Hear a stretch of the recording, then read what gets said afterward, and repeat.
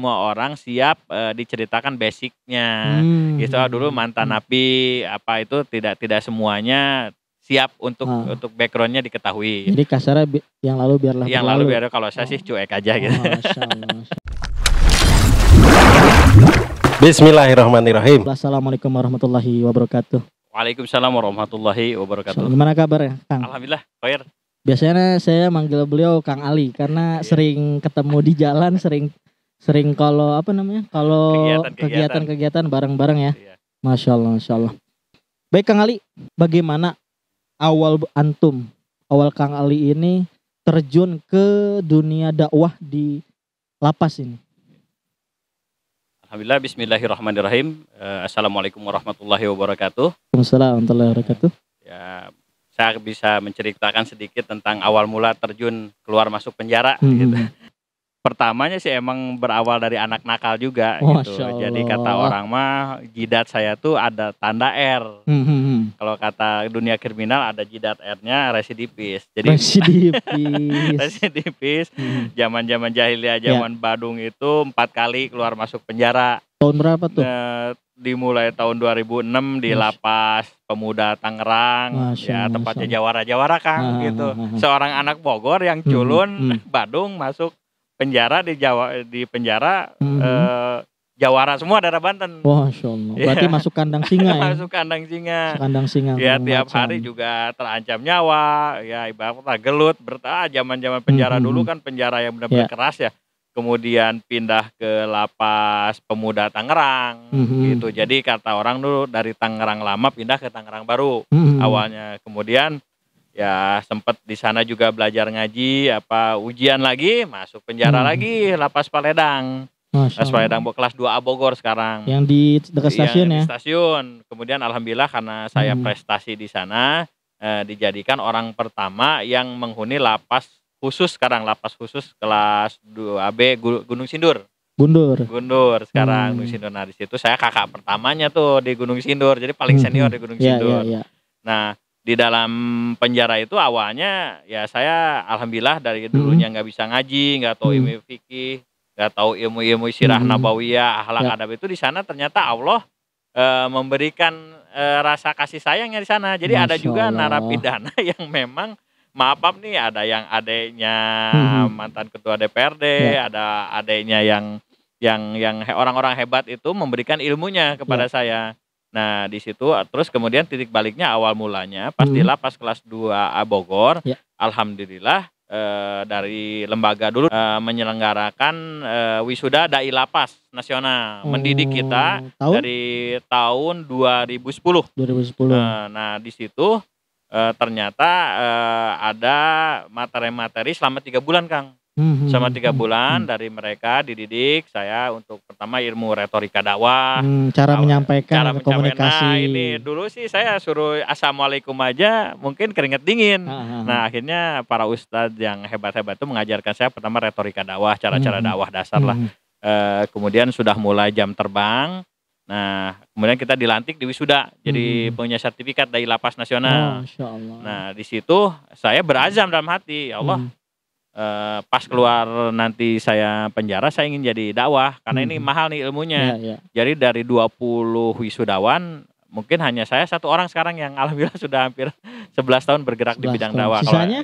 Sisanya ya insya Allah sih saya doakan mereka dalam hidup yang benar dan dalam pengabdian terutama buat keluarganya dulu lah gitu. Cuman saya aja yang nekat nih mencoba berani dakwah di lapas yang insya Allah bukan ilmu agamanya yang saya kuasain, tetapi secara psikologi saya adalah bagian dari mereka lah gitu. Teman sebaya jadinya Kang gitu. Itu awal mulanya. Berarti awal mulanya itu dari pengalaman memang terjun ke dunia gelap itu. Iya betul. Sehingga terus akhirnya menemukan titik hidayah di dalam. Betul. Ada kesempatan untuk belajar menjadi seorang dai karena ada program dai lapas. Betul. Sehingga belajar sekian materi sekian lama sehingga ketika keluar dapat sertifikat. Nah disitulah berazam mungkin mungkin azam, menghilangkan masa lalu, akhirnya memikirkan masa depan sehingga feedbacknya kembali ke lapas. Betul. Kalau ibarat kata bahasa mudahnya saya penembusan dosa. Penembusan dosa. Jadi dulu jahiliyah, sekarang Hmm. saya pengennya semoga dengan dakwah dan Hmm. membantu teman-teman di penjara ini dosa-dosa yang saya lakukan dulu hilang, itu aja Kang Hmm. sebenarnya Nah, tujuannya. Terus saat ini Hmm. sudah berapa lapas yang antum dan kawan-kawan ya, Iya, dan kawan-kawan ini masuk, Iya. dan saat ini berapa lapas yang antum pegang? Sebenarnya sudah hampir 20 lapas, Mm-mm. tetapi sekarang konsen di lapas kelas 2A Bogor, kemudian di lapas khusus Gunung Sindur, kemudian di lapas perempuan Sukamiskin, Miskin Bandung. Bandung, kita juga di Cipinang, rutan narkotika, lapas narkotika, kemudian di rutan Salemba dan lapas Salemba, gitu. Terus masing-masing lapas itu jadwalnya kapan aja tuh? Mulai dari Senin sampai Sabtu ya, karena kalau hari Minggu libur biasanya. Ya, yang di lapas 2 apa tadi? 2 Gunung Sindur. Enggak, yang di Bogor itu? Yang di Bogor 2A Paledang Bogor. Paledang. Ya, itu hari? Itu hari tim kita hari Jumat. Hari Jumat materinya? Iya, materinya akidah. Akidah. Kalau di Gunung Sindur? Di Gunung Sindur hari Sabtu. Hari Sabtu materi tetap kita ke akidah ya. Karena sama semua rata-rata. Sama yang kita utamakan dari tim saya Dai Lapas Nasional adalah akidah dulu. Akidah dasar dulu ya. Karena kita sudah evaluasi, kalau kita langsung ke materi yang lain itu mereka akarnya kurang kuat. Ya. Karena saya pun begitu dulu, akidah dulu yang dibenerin. Khawatir gitu. dia khawatir keluar dari situ jadi musyrik. Betul. Keluar dari Islam. Iya, makanya kenapa saya bisa sampai dakwah pun dulu yang dicecer akidah dulu gitu. Makanya alhamdulillah sesudah akidah ini kuat, maka materi lain itu akan mengikuti sendiri, Kang. Akan pintar sendiri. Akan gampang. Akan gampang buat masuknya. Betul, karena akidah tuh mencakup pelajaran semua sih sebetulnya mah kan. Ya, induk utamanya di situ gitu. Makanya memang benar akidahnya dilurusin dulu gitu ya. Iya, betul. Sehingga nanti dia berbuat dosa akan mikir lagi. Betul.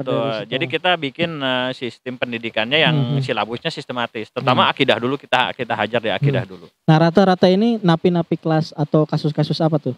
Ya kebanyakan sih sekarang di Indonesia dari mulai tahun 2010 itu yang mendominasi pasti narkotika ya. Jadi hampir dari seluruh Indonesia 75% pasti narapidana dan tahanan dari narkotika terutama. Sisanya umum lah. Sisanya narapidana yang kriminal. Campur ya. Campur. Nah, ada nggak selama antum 2010 sampai sekarang Kang Ali dan teman-teman ini menemukan kasus-kasus atau misalkan ketika masuk ke dalam lapas ini ada napi-napi yang memang benar-benar masuk gitu ke hati apa yang disampaikan oleh Kang Ali dan teman-teman gitu. Iya. Alhamdulillah wa syukurillah atas kuasa Allah dan memang semua tergantung niatnya ya Kang. Jadi saya dan tim Dai Lapas juga niat karena memang ingin bersama-sama hijrah. Ya. Alhamdulillah sih sudah banyak yang hijrah dan sebenarnya sudah banyak jadi dai juga Kang. Ada yang sudah menjadi pengkhotbah, ada yang sudah menjadi marbot, guru ngaji, yang punya rumah tahfidz sendiri, sudah ada. Cuman ya memang tidak bisa dipublikasikan karena tidak semua orang siap diceritakan basicnya. Gitu dulu mantan napi apa itu tidak semuanya siap untuk backgroundnya diketahui. Jadi kasarnya yang lalu biarlah kalau saya sih cuek aja gitu. Masya Allah. Terus apa namanya ya? Apa sih kok Kang Ali ini selain tadi penebusan dosa gitu ya? Kang Ali ini kenapa memang benar-benar konsen atau misalkan apa sih hal yang memang masuk ke hati yang menyebabkan Kang Ali dan teman-teman ini selain tadi penebusan dosa memang sangat cinta untuk berdakwah di lapas gitu? Ya pertama sih yaitu yang menyebabkan kita asik dalam mengajar ngaji itu saya mencontoh guru saya yang dulu di lapas. Saya mungkin bisa sebutkan ya beliau di lapas dulu Tangerang pemuda dewasa, dia salah satu adiknya petinggi partai lah gitu. Tapi beliau termasuk orang yang sangat pintar pada waktu itu di lapas tuh ilmu agamanya paling pintar udah nggak ada yang ngalahin, mufti lah gitu. Nah di situ saya mencontoh guru saya bahwa mendidik itu having fun gitu, senang dia. Bahkan sampai muridnya sakit pun dia tidak ada alasan, dia datang ke selnya bahwa kalau masih sakit bisa dengerin, otak bisa jalan, gurunya yang datang kasih obat terus sambil tetap bercerita ya terutama sirah nabawiyah, jadi nggak berat bercerita sejarah Nabi Muhammad. Kemudian guru saya tuh mengajarkan nggak boleh banyak alasan. Nggak boleh banyak alasan, kemudian gurunya itu perhatian. Nah, perhatian tuh malahan gurunya sering ngasih makanan, kasih itu berkorban. Nah, di situ saya mulai mempelajari kebiasaan guru saya. Kok sampai sekarisma itu, sampai sehebat itu ikhlas dalam mengajar dan berkorban. Nah, harusnya kan kasarnya gitu kan, dia yang harus di itulah. Betul. Tapi dia yang berkorban gitu ya. Malahan gitu, murid-muridnya dia kasih makan. Nah, di situ saya mulai mendapatkan contoh lah. Nah, kemudian saya terapkan pas saya sudah jadi dakwah, saya terapkan tuh. Ternyata mengasihkan, Kang. Jadi saya nggak ribet-ribet, ternyata mendapatkan murid yang bisa sampai ngaji itu ternyata puas batin itu gitu. Tidak bisa terbayar dengan uang. Nah, di situ kan orang ada hobinya ya, ada hobi mancing, nah ternyata saya jadikan hobi aja tuh dakwah. Gitu. Nah, udah ya, jadi kalau hati itu senang aja gitu. Senang aja itu yang ini gitu. Apalagi ketemu teman-teman yang mohon maaf gitu ya, dalam keadaan susah. Mungkin pas masuk lapas itu diusir, dianggap orang, nggak dianggap orang tua, nggak dianggap sama orang tua lagi, karena mungkin dosa-dosanya gitu ya. Iya, betul. Masya Allah. Betul, dan itu saya juga tetap berpegang teguh kepada Al-Quran dan hadis bahwa Allah ini menciptakan dan memerintahkan untuk bertaubat gitu. Jadi patokan saya gitu. Kenapa sih? Banyak kan orang kan stigmanya, udah dah sampah masyarakat, penjahat, mampus aja gitu. Iya, kalau kasarnya mampus aja dah gitu. Ternyata Allah sendiri malahan menganjurkan untuk taubat gitu. Nah, di situ Allah aja menganjurkan, kenapa manusia tidak menghalangi. Dari situ saya sedikitnya melaksanakan perintah Allah aja lah, membersamai orang hijrah dan taubat ya. Iya. Sekaligus saya juga berjalan dengan para tahanan daripada memperbaiki diri bareng-bareng gitu aja sih. Simple aja gitu pikirannya. Berarti kan selama ini kebanyakan napi-napi narkoba, napi-napi umum gitu ya. Betul. Dan duanya kan juga ternyata memang saya lihat beberapa berita juga, video-video banyak juga yang ketika dia keluar dari lapas malah bingung mau pulang kemana. Iya, di rumah nggak dianggap. Iya, di lingkungan gitu. Juga udah kecap sampah masyarakat gitu. Nah, terus dengan kondisi napi-napi, teman-teman napi ini, atau sebutnya ketika keluar ex napi yang dibuang oleh keluarganya, nggak dianggap oleh mungkin istri dan anaknya. Itu kalau dari dai lapas bagaimana tuh solusinya tuh? Ya, selama ini kita sudah menampung teman-teman yang memang dia punya keluarga sebetulnya, cuman karena dia mantan napi, keluarganya sudah tidak menerima. Kemudian juga lingkungannya, ini mah mantan penjahat, nggak aman lah kampung kita gitu kan. Betul, tatoan. Terus si narapidana ini merasa secara psikologis kok terbuang gitu, nggak diterima. Akhirnya ya saya ajak lah. Saya ajak bersama Ketua Mualaf Center Indonesia, Ko Jimmy juga, kita berusaha memberikan mereka tempat untuk berlindung, untuk untuk tinggal lah. Sekaligus shelter, kita kasih kerjaan, kita kalau yang misalnya ada kerjaannya bisa kita salurkan ke teman-teman yang butuh karyawan. Skill gitu ya. Skill. Sekaligus juga kita didik masalah akidahnya, tetap kita cecar juga di situ. Masya Allah. Sebisa mungkin sih, nggak banyak, cuman ya semampu kita aja. Iya. Masya Allah nih kisah-kisah Ustadz Ali dan teman-teman ini nggak banyak para dai ini mungkin di luar sana yang masuk ke dalam lapas-lapas gitu, karena mungkin yang pertama keterbatasan atau mungkin belum adanya kesempatan, tapi qadarullah masyaallah fa'ala, Kang Ali dan teman-teman ini bisa masuk dan menemukan teman-teman yang mungkin dulunya pernah berbuat dosa akhirnya dihukum gitu ya. Nah, pengalaman saya juga ketika pernah ditugaskan, pernah bareng Kang Ali gitu, kita bersinergi di Lapas Sindur di Lapas Gunung Sindur ya. Gunung Sindur ya. Pertama kali gitu kan masuk dibawa sama Sat Yunan ya, salah satu kawan kita juga tim dai lapas yang Masya Allah itu beliau sigap dan siap. Ketika masuk Gunung Sindur itu saya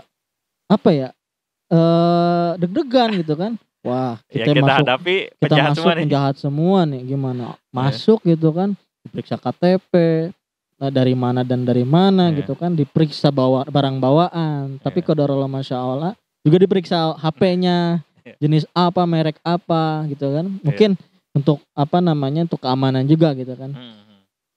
Ya qadarullah masya Allah, alhamdulillah bisa masuk. Ketika masuk, wah besar juga nih, tantangan dakwahnya juga besar. Mungkin salah satunya yang saya lihat dengan mata saya sendiri kayak di Gunung Sindur ini. Iya. Di masjid, Di masjid. depannya seberangnya gereja. Gereja. Pura. Gitu. Kelenteng. Iya. Nah, mungkin salah satu tantangannya juga mungkin ya. Betul. Teman-teman masuk ini juga untuk membentengi teman-teman saudara-saudara kita yang muslim sehingga nggak nyebrang gitu. Nggak nyebrang. Saya mikir, mungkin ini tantangannya gitu ya. Karena yang sebelah iming-imingnya kencang besar. Gitu. Ya. Makanya dan juga ketika saya masuk, kok Pak Yunan bawa kresek, bawa nasi gitu kan. Saya tanya Pak Yunan, ini dari mana? Ini dari dapur Ana sendiri, dapur saya sendiri. Buat siapa? Ini buat teman-teman makan. Jadi nanti setelah kajian kita makan bareng-bareng. Nah di situ kita sharing lagi. Akhirnya kita masuk ya, masuk. Terus kita diizinkan untuk ngisi materi waktu itu ruqyah. Nah setelah itu makan bareng, diskusi. Waktu itu ada Agung ya. Agung rahimahullah sudah wafat, semoga Allah ampuni. Ketemu lagi, tiba-tiba ketemu Rian Jombang. Iya, Rian Jombang, kasus mutilasi itu, yang kasus mutilasi udah lama lah. Nah di situ saya bilang, wah tantangannya besar gitu, nggak kayak dulu ketika kita dakwah di masjid, dakwah di TPA, dakwah di majelis taklim, itu yang biasa gitu. Nah ini ketika masuk ketemunya mungkin teman-teman yang dulu punya kasus atau punya dosa-dosa ketemu gitu. Akhirnya mereka menyesal dan mereka bertemu dengan kita sharing gitu kan. Ada anak yang masih di bawah umur tapi punya kasus gitu kan. Ada yang bandar gitu kan. Ada yang pembunuhan, pokoknya semualah kejahatan manusia ada semua. Nah kagetnya lagi udah ada yang jenggotan segini, celana cingkrang, Masya Allah. Pas ditanya, kasus antum dulu apa? Saya bawa sabu sekian kilo. Hah? Tapi ya itu masa lalu gitu loh. Saya di sini mungkin menebus dosa saya, mudah-mudahan setelah keluar dari sini Allah ampuni dan Allah terima gitu. Walaupun mungkin keluar dari sini keluarga buang, teman-teman hilang gitu kan. Tapi saya yakin kata beliau, saya yakin keluar dari sini Allah akan ganti semuanya. Ya gitu kan ya. Iya betul. Itu pengalaman saya bersama teman-teman karena beberapa kali kita sering bareng gitu. Sering bareng dengan beberapa kawan lah. Masya Allah. Ini kisah-kisah dakwah, kisah-kisah menyebarkan ilmu-ilmu Allah yang di tempat mungkin anggapan orang tempat yang sangat kotor karena di dalamnya banyak orang-orang yang berbuat dosa gitu. Tapi kalau kita masuk, subhanallah ya, betul. Disitulah hati kita akan lembut gitu. Mungkin salah satu alasan juga ya bagi Kang Ali dan teman-teman melembutkan hati juga. Melembutkan hati juga. Dan juga ada saya tambahkan ya, jadi penjara ini, lapas penjara ini seperti gerbang hidayah. Selama hampir dari 2010 sampai 2021 ini mungkin karena kita tidak ada database, bisa sekitar 160-an orang masuk muslim dari kalangan narapidana yang non muslim gitu, masuk muslim. Jadi sekali kita syahadat tuh 6 orang. Nah itu salah satu trigger buat kita juga jadi tambah semangat gitu ya. Dan jadi tambah ngelebutin hati gitu ya. Betul. Dan ada yang dulunya tidak bisa ngaji bisa jadi ngaji, ada yang dulu tidak tahu hadis malah sudah hafal 40 hadis. Sudah ada yang khotaman, ilmu-ilmu tajwid yang lain. Jadi itulah yang bikin semangat kemajuan teman-teman kita gitu. Saya nganggapnya bukan murid ya, karena teman-teman saya nganggapnya teman-teman hijrah gitu. Jadi bagi saya dakwah penjara itu gerbang hidayah. Kedua juga masalah dakwahnya juga tidak banyak dipublis.